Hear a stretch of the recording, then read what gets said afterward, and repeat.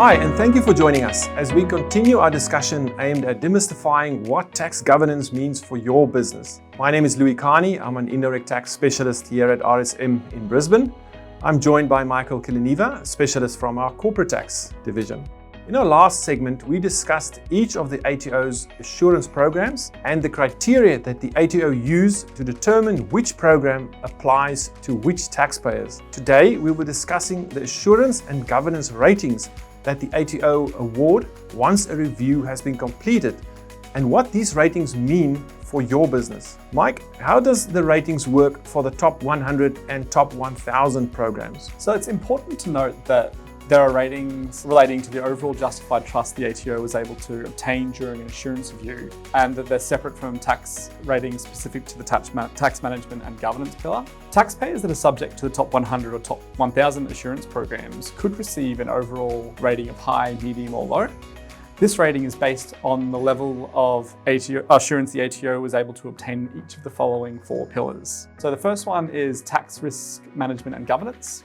Secondly, it's the tax treatment of significant and new transactions. Thirdly, it's adherence to tax risks flagged in the market. And lastly, it's alignment between accounting and tax results. The Tax Risk Management and Governance Review provides a stage 1, 2 or 3 rating, as opposed to a high, medium or low rating. So for example, where a taxpayer receives a stage 3 rating for tax governance and a high rating for the remaining 3 areas, they would receive an overall high assurance rating from the ATO. It's very important to note that the ATO will not give an overall high assurance rating where the tax risk management and governance section does not have at least a stage 2 rating. When determining the tax management and governance ratings, the ATO will assess the existing tax governance framework the taxpayer has in place to the board and management level controls that is published in the Tax Governance and Review Guide. The top 500 and next 5,000 and medium emerging groups assurance programs, the ATO's rating system is different. How are these ratings different, Louis? Thanks, Mike.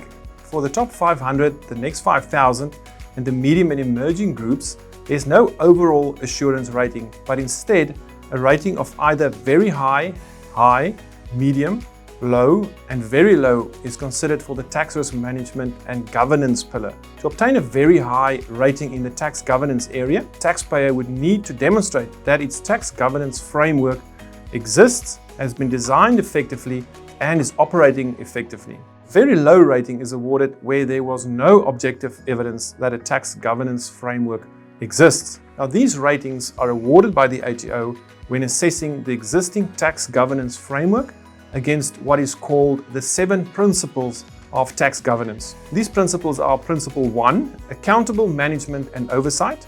Principle 2, recognize tax issues and risks. Principle 3, seek advice. Principle 4, integrity in reporting. Principle 5, professional and productive working relationships. Principle 6, timely lodgement and payments. And finally, Principle 7, ethical and responsible behaviors. Specifically, the top 500 taxpayers are assessed against Principles 1 to 4, while the next 5,000 and taxpayers in the medium and emerging groups are assessed against Principles 1 to 3. Mike, did you want to go over these ratings, what they mean for businesses?